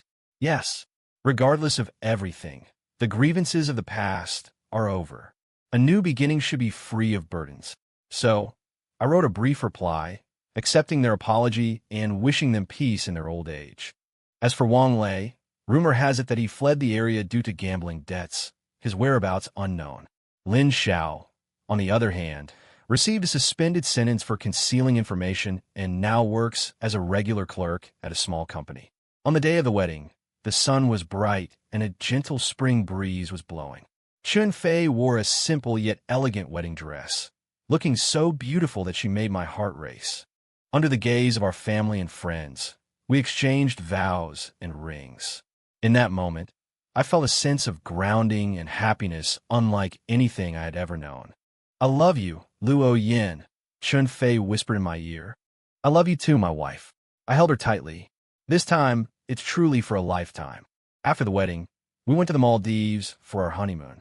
Lying on the white sands, gazing at the azure water, I marveled at the wonder of life. "What are you thinking about?" Chun Fei asked, lying on her side. "Our future," I said with a smile. "A house, children, travel, and growing old together." "That sounds wonderful." She leaned against my shoulder. "I can't wait." Upon returning home, we began our life as newlyweds. We worked during the day and cooked together in the evenings. On weekends, we would either go out or stay in and watch movies. It was an ordinary yet beautiful existence, exactly what I had once yearned for. 6 months later, Chun Fei became pregnant. When she held up the pregnancy test and told me the news with a smile, I was so overcome with emotion that my eyes welled up with tears. "I'm going to be a dad?" I couldn't believe it. "Yes, you're going to be a dad." She smiled through her tears. "How does it feel?" It's amazing." I picked her up and spun her around the room. "I'm going to be the best father in the world." Throughout her pregnancy, I treated Chun Fei like a fragile treasure. I accompanied her to every prenatal checkup and did my best to satisfy her every craving. Watching her belly grow day by day, I felt a sense of responsibility and anticipation unlike anything I had known before. "Are you sure you don't want to know the baby's gender in advance?" the doctor asked during a checkup. Chun Fei and I exchanged a glance and answered in unison, "No need. A surprise is best." Whether a boy or a girl, the baby was the crystallization of our love and the greatest gift from heaven. 9 months later, on a cold winter night, Chun Fei went into labor. I waited nervously outside the delivery room, my heart aching as I listened to her cries from inside. "Mr. Luo," a nurse walked out and said with a smile, "Congratulations, it's a healthy baby girl." When I held that tiny life for the first time, looking at her wrinkled little face and tightly closed eyes, an indescribable love surged in my heart. "She's so small, so perfect," I whispered, afraid to startle her. "She looks like you," Chun Fei said with a weak smile. "She has your nose." We named our daughter Luo Shi, hoping that, true to her name, she would be full of hope and chase her dreams with courage.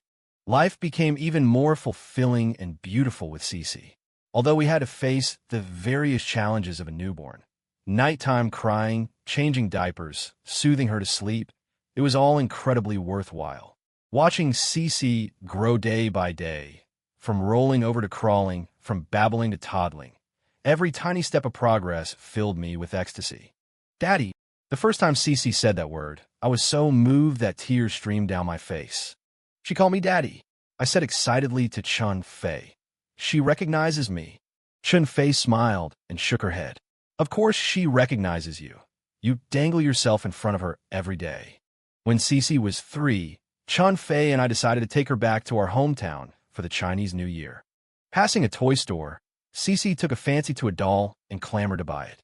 "No, you already have plenty of toys." Chun Fei refused gently but firmly. Cece pouted, looking at me with teary eyes. Daddy, I want it.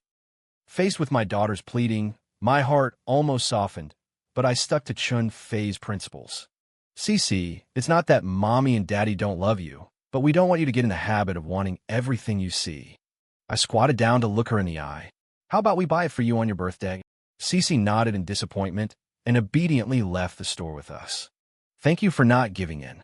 On the way home, Chun Fei held my hand. When raising a child, we need to be on the same page. I know, I nodded. We need to raise Cece to be someone with good character who knows how to cherish things. She can't be like... I suddenly stopped. Like what? Chun Fei asked. Nothing. I shook my head, not wanting to bring up the shadows of the past in such a beautiful moment. But Chun Fei seemed to understand my thoughts.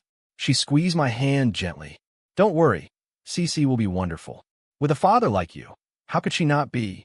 My heart warmed, and I looked gratefully at the woman beside me who understood me so well. Days passed, and Cece gradually grew up. She started kindergarten, made friends, and began to have a little world of her own. Meanwhile, my relationship with Chun Fei grew deeper, like a bottle of fine-aged wine, becoming more fragrant with time.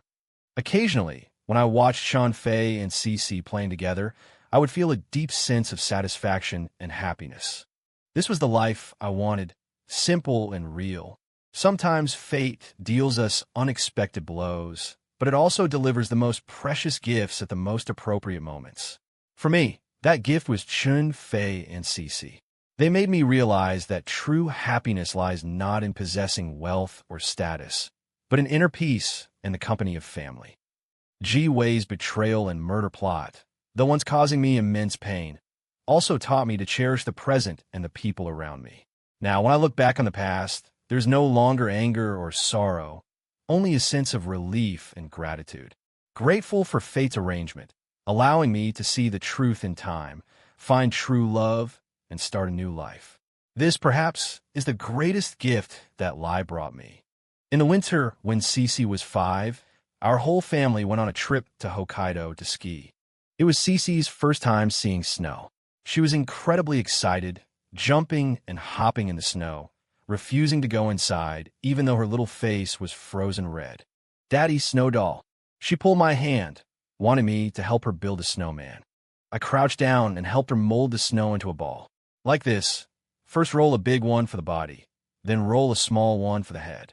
Cece earnestly imitated me, her little gloves covered in white snow, looking exceptionally cute. Chun Fei held the camera, snapping photos nonstop. You father and daughter are so alike, she said with a smile. You both have the same, focused expression. I looked up at her, my heart full of warmth. What about you? Are you just going to watch us from the side? Of course not. Chun Fei put down the camera and joined the snowman building team. I'm going to make the snowman's eyes and nose. The three of us together quickly built a chubby snowman. Cece clapped her hands happily and circled the snowman. This is our family of 4. She announced in her childish voice. 4, Chun Fei and I asked in unison. Yeah, Daddy, Mommy me, and baby brother Snowman. Cece answered innocently. Chun Fei and I looked at each other and smiled, both amused by our daughter's imagination. Does Cece want a little brother? On the way back to the hotel, Chun Fei asked our daughter softly. Cece nodded. Yes, Dandon has a little brother. He's so much fun. Then Mommy and Daddy will consider it. Chun Fei winked and exchanged a knowing look with me. In fact, before we left, Chun Fei had quietly told me that she was pregnant, already 2 months along. We decided to tell Cece the good news after we returned to China. After the ski trip ended, we returned home with full memories and photos. I enlarged and framed the photo of Cece and the snowman, hanging it in the most prominent spot in the living room. Honey, when should we tell Cece? Chun Fei asked softly one night as she lay in bed. Let's wait until you're past the 3-month mark and things are more stable, I said, holding her close. Cece is going to be so excited. However, fate once again played a cruel joke on us. The next morning, Chun Fei was rushed to the hospital with sudden, unbearable abdominal pain. After an examination, the doctor informed us it was a threatened miscarriage and that she needed absolute bed rest. Mr. Luo, Your wife's condition is quite delicate, the doctor said gravely. We will do our best to save the pregnancy, but you must be prepared for the worst. I squeezed Chen Fei's hand tightly. It's okay. The most important thing is your health. We can always try for another child later. Tears streamed down Chen Fei's face. I'm sorry, Luo Yin. Don't say that. I gently wiped away her tears.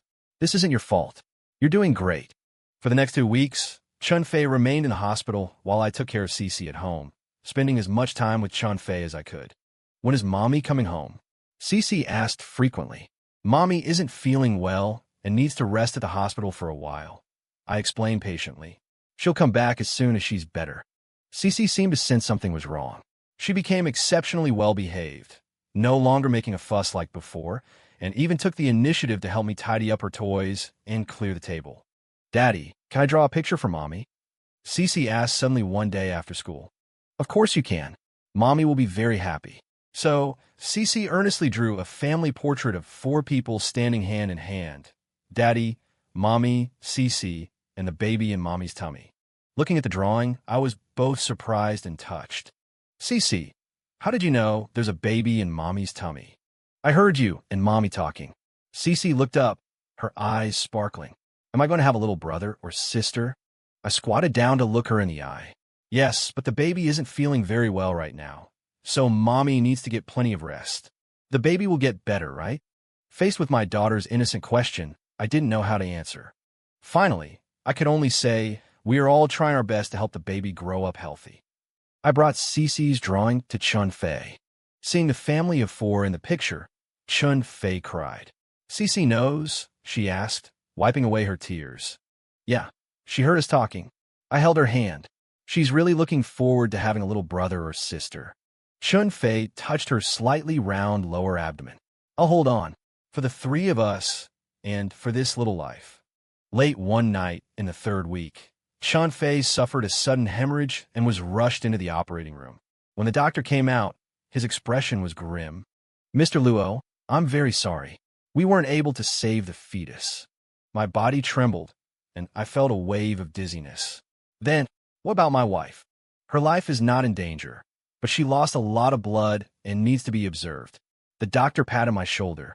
Your wife's physical condition is not suitable for another pregnancy for the time being. You should wait at least a year. I walked into the hospital room and saw Chen Fei lying in bed, pale as a sheet. My heart felt like it was being twisted by a knife. I'm sorry, Luo Yin, she said weakly. I couldn't. Don't talk. I held her hand. It's not your fault. The most important thing is that you're okay. We still have Cici, and we still have our future. Chen Fei nodded slightly, tears rolling down her cheeks. For a while, we were both immersed in the pain of our loss. Cici seemed to sense the gloomy atmosphere at home, too. She became even quieter, often sitting silently beside Chen Fei to read her storybooks. Don't be sad, Mommy, Cici said suddenly one day. Even though the baby went to heaven, it must love us very much. Chen Fei looked at her daughter in surprise.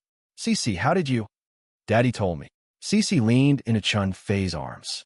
He said the baby was too fragile to stay in Mommy's tummy, so it went to heaven to wait for us. Tears rained down Chen Fei's face as she held her daughter tightly. In that moment, I saw a glimmer of hope. Yes, we still had Cici. This adorable, sensible angel was our greatest happiness. Slowly, Chen Fei's body recovered, and her spirits began to lift. We decided to give ourselves a real break. We wouldn't rush to have a second child anymore. Instead, we would focus on enjoying the present and cherishing the happiness we already had. On Cici's 6th birthday, we threw a small party, inviting her kindergarten friends and a few children from the neighborhood. Dad, this is the best birthday ever, Cici said to me excitedly after blowing out the candles. Really? Why?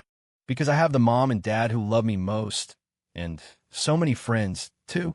Cici answered innocently. Hearing my daughter's words, my heart was filled with happiness.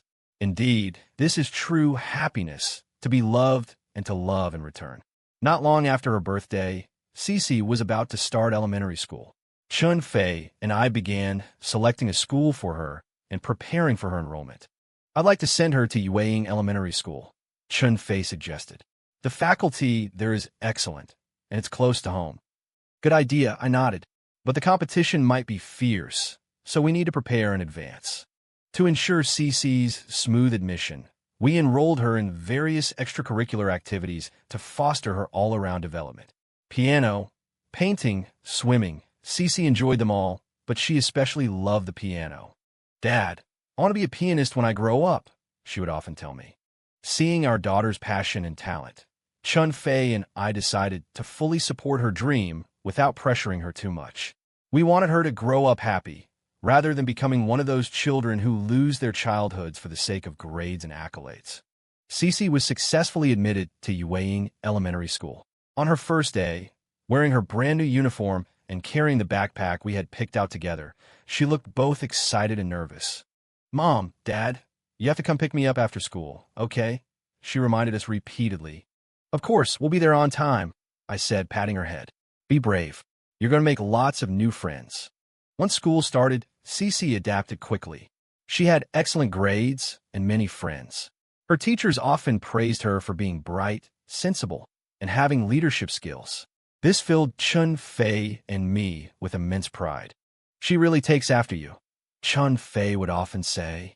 She has your intelligence and resilience. And your gentleness and patience, I'd reply. Our genes combined pretty well. And so time flew by.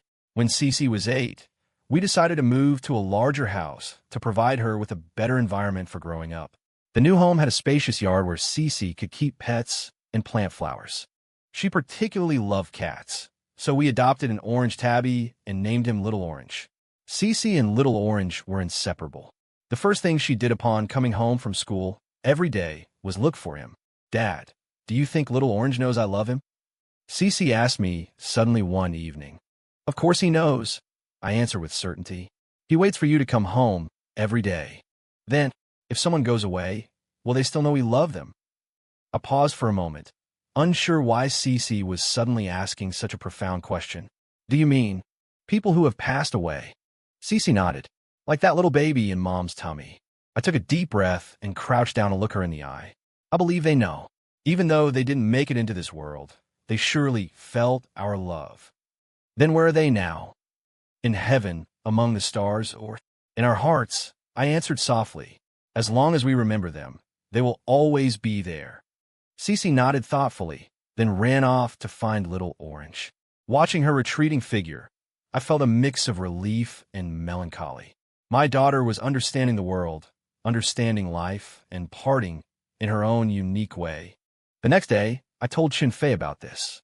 After listening, she fell silent for a long time. Maybe it's time, she finally said softly. Time for what? Maybe we could try again. Chun Fei looked at me, a light of hope shining in her eyes. Cece is already 8, and my body has fully recovered. I held her hand. Are you sure? I don't want you to take any risks. I've already consulted the doctor, and he said everything looked good.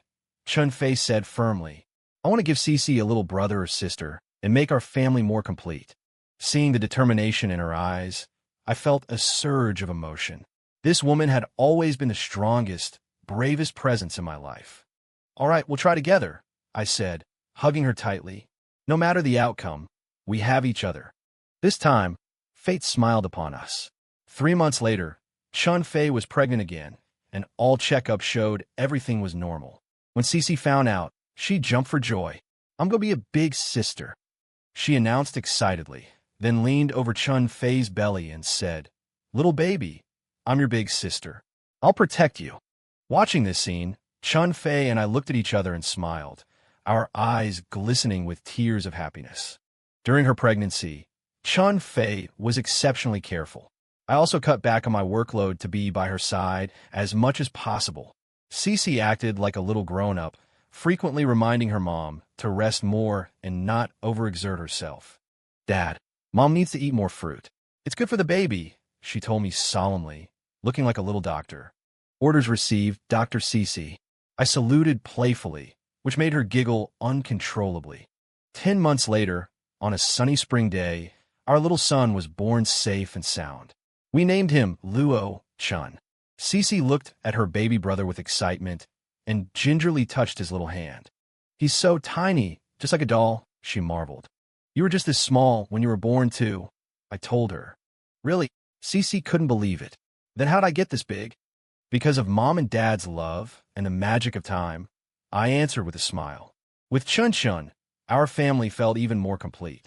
Cece became a dutiful big sister, often helping to take care of her brother, telling him stories, and playing with him. Watching the harmonious way the two children got along, Chun Fei and I were often filled with happiness. Luo Yin, do you remember that nightmare from back then? Chun Fei suddenly asked me one night after the children were asleep. The business with Ji Wei? She nodded.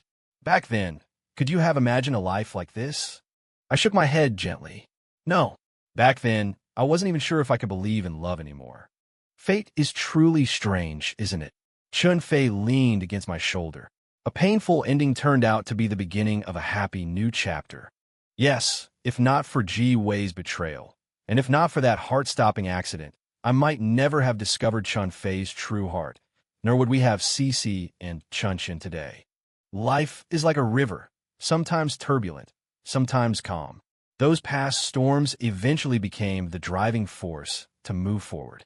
I held Chun Fei close and whispered in her ear, "Thank you for giving me all of this." She smiled and replied, "We built this together, my love." Outside the window, the stars twinkled like a blessing. On this ordinary night, I felt incredibly content.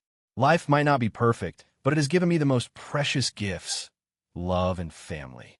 And that is enough. The year Chun Chun turned 5, I celebrated my 45th birthday. Chun Fei took the day off work specifically to prepare a surprise party for me with the children. When I got home from work that day and opened the door, it was pitch black. Just as I was wondering what was going on, the lights suddenly flicked on, and Cece and Chun Chun jumped out from behind the sofa. "Happy birthday, Dad." Chun Fei stood behind them, holding an exquisite cake. The candles on top illuminated her beautiful smile. "Happy 45th birthday, honey." She stepped forward and kissed my cheek lightly. "Thank you all." I was too moved to speak, so I just hugged the three of them tightly. 13-year-old Cece had blossomed into a graceful young lady, steady in character and excellent in her studies. 5-year-old Chun Chun was lively and active, full of curiosity about everything. Looking at them, I felt an immense sense of pride and happiness. "Dad, we prepared a gift for you," Cece said excitedly, then ran into the room with Chun Chun and brought out a beautifully wrapped box. Opening it, I found a meticulously crafted photo album recording the moments of our family life over the years. Cece's first day of school, Chun Chun learning to walk, Chun Fei's, and my wedding anniversaries, every trip we took together. Each photo was accompanied by a caption handwritten by Cece. This is amazing." I flipped through the album, my eyes moist with emotion. It was Cece's idea. She planned the whole project, Chun Fei said proudly. Chun Chun was in charge of pasting the photos and the decorations. "Do you like it, Dad?" Chun Chun asked expectantly. I like it. I like it very much." I picked him up and kissed his little face. "This is the best gift Dad has ever received." Cece leaned in too, and I reached out to hug her. "Thank you, my eldest daughter. You are so thoughtful." "You're welcome, Dad." Cece smiled. "This is our family story. I wanted to record it." After eating the birthday cake and sending the children to bed, Chun Fei and I sat on the balcony, quietly watching the stars in the night sky. "Luo Yin, any thoughts on being 45? Chun Fei handed me a glass of red wine and asked softly. I thought for a moment. I feel very happy and satisfied. Looking back, even though there were twists and turns, what I've gained far outweighs what I've lost. Yes. Chun Fei leaned against my shoulder. Over these years, we've been through so much together, both bitter and sweet, yet we've always moved forward hand in hand. I gently put my arm around her. Thank you for always being by my side. Without you, I wouldn't be who I am today. Chun Fei looked up at me. Do you know something? Actually, I've liked you all along, ever since our college days. But back then, you only saw me as a friend. Really, I was somewhat surprised. How come I never knew? Because you're such a dense man. She chuckled and gave me a light punch. When you got together with Ji Wei, I buried those feelings deep in my heart. Until she passed away and we found our way back to each other. I finished the sentence for her. MHM. Fei nodded. Fate can be strange sometimes. It connects people who are meant to be together in the most unexpected ways. Gazing into her gentle eyes, a surge of intense gratitude and love rose within me. Yes, fate had given me a second chance to find true love and build a happy family. The next day was the weekend, so we decided to take the children for a picnic in the countryside. Cece was in charge of preparing the food, while Chun-Shan excitedly packed his little toys and books. "Daddy, can I bring my little dinosaur?" Chun-Shan asked, hugging his favorite plush toy. "Of course you can, but you have to hold onto it tight and not lose it." "I know," he cheered, skipping and hopping back to his room. Cece was in the kitchen helping Chun-Fei make sandwiches. Her movements were already quite practiced, like a little grown-up. Watching this scene, I felt a wave of warmth. This was what home felt like. We chose a forest park on the outskirts of the city, where there were open meadows and a clear stream. The weather was sunny with a gentle breeze, a perfect day for a picnic. "Daddy, let's go fishing," Chun-Shan said excitedly, pointing at the stream. "Sure, but Daddy didn't bring any fishing gear." "That's okay. We can use branches and string," Chun-Shan suggested innocently. Cece laughed from the side. "Do you think we're cavemen?" "It's not that easy." Chun-Shan pouted. "Then we can just catch little fish." "That we can do." I ruffled his hair. "After lunch, Daddy will take you to see if we can find any minnows." Chun-Fei spread out the picnic blanket and set out the sandwiches, fruit, and drinks. "Come on, let's eat first. You need to be full to have the energy to play." After lunch, Cece took out a book and leaned against a tree to read, while Chun-Fei took a short nap. I took Chun-Shan to explore by the stream. He was skipping along, full of energy. "Daddy, there's a fish," Chun-Shan shouted excitedly, pointing at a silvery flash in the water. I squatted down and whispered, "Keep it down, or the fish will be scared away." Chun-Shan immediately covered his mouth and nodded, then carefully leaned over to observe the tiny creatures in the water. His intense focus reminded me of myself as a child. Back then, I also loved nature and was curious about everything. "Chun-Shan, did you know? When Daddy was little, I used to play by the stream often, catching little fish and shrimp and collecting pretty stones." "Really? Did you catch a lot of fish?" Chun-Shan asked, his eyes wide. "I caught some, but I let them all go later, because I learned a lesson." "What lesson?" "Every life is precious, and we should respect their freedom," I said softly. Chun-Shan nodded, seeming to half understand, and then asked, "So we can look at the fish now, but not catch them, right?" "Exactly," I said, smiling encouragingly.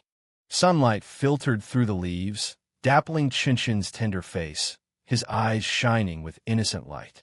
In this moment, I felt incredibly satisfied, as if all the past pain and struggles finally had meaning. When we returned to the meadow, Cece was already playing frisbee with Chun-Fei. Seeing us, Cece waved. "Daddy, Chun-Shan, come play frisbee."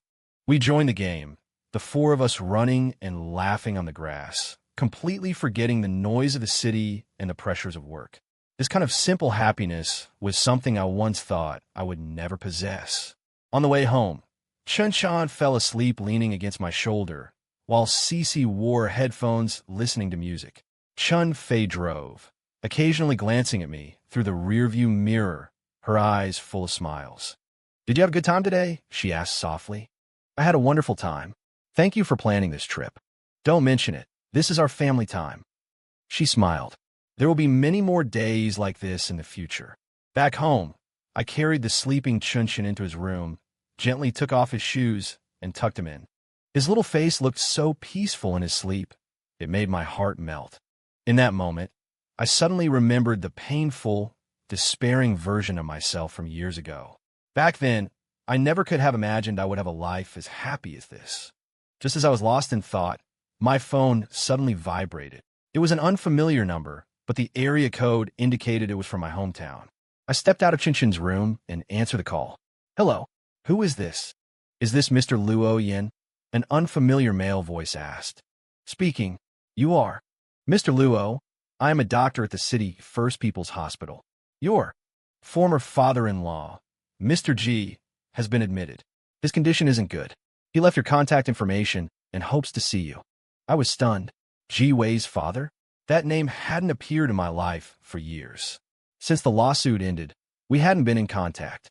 I had only seen snippets on social media occasionally, knowing they had moved back to their hometown and were living a quiet life. What happened to him?